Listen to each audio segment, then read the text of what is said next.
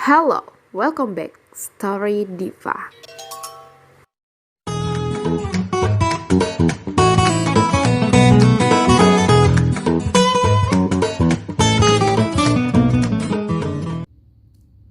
Assalamualaikum warahmatullahi wabarakatuh. Perkenalkan, nama saya Adifa Septiara. Nah, di sini saya akan menjelaskan bagaimana kebijakan pemerintahan Hindia Belanda. Berikut penjelasannya. Masa pemerintahan Hindia Belanda diperkirakan pada abad ke-18 sampai ke-19. Nah, pada masa ini kolonial Belanda dapat menguasai Nusantara seluruhnya, dan ya tentu saja mereka memonopoli semua perdagangan di Nusantara. Berikutnya, kebijakan ekonomi. Pada masa pemerintahan Hindia Belanda, kebijakan ekonomi yang terkenal adalah sistem tanam paksa atau bisa disebut kultursel. Sistem ini merupakan aturan yang dicetus oleh Van den Bosch, di mana mereka memaksa semua penduduk pribumi untuk membayar pajak seperti cengkeh, pala, tanaman bijian kopi, dan lain sebagainya. Selanjutnya, sistem ini dilatar belakangi karena kekurangannya kas negara akibat peperangan yang terjadi seperti peperangan Diponegoro, peperangan Belgia, dan peperangan di Eropa.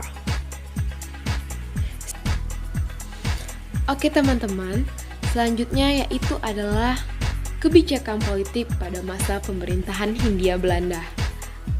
Nah, yang pertama yaitu adalah politik divide et impera.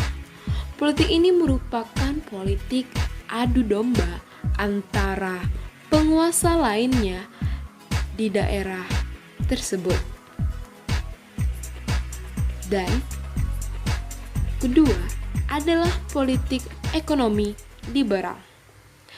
Ekonomi ini terbentuk karena adanya paham liberalisme yang sangat menyayangkan kondisi pribumi di Nusantara, di mana politik ini muncul akibat adanya tanam paksa yang disalahgunakan.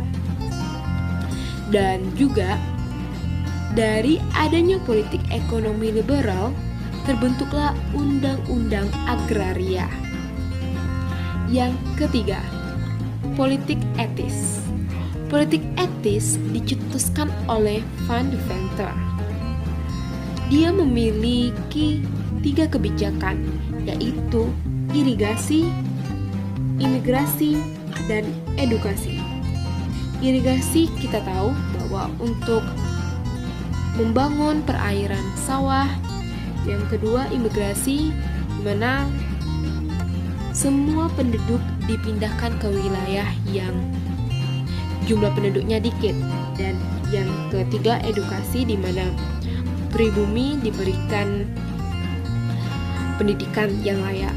Tapi dari semua kebijakan politik ini lagi-lagi membuat masyarakat kita menderita karena semua kebijakan ini ujung-ujungnya untuk keuntungan Belanda. Selanjutnya yaitu adalah perubahan sosial dan budaya. Kita ketahui bahwa kita telah dijajah selama 3,5 abad. Tentulah terjadi akulturasi budaya, yang salah satu yang sangat tentara adalah kosakata, di mana kita menggunakan kosakata Belanda seperti kata handuk, wortel, itu juga berasal dari Belanda. Yang kedua adalah budaya seperti dansa, terus cara bersosialisasi, Dan ketiga adalah mengenyam pendidikan, atau kita tahu tentang pendidikan kurikulum. Dan keempat yaitu menggunakan jas. Kita lihat di situ ada gambar orang di mana dia pakai peci dan juga memakai jas. Ini merupakan suatu alkulturasi dari budaya Belanda dan budaya Indonesia tentunya.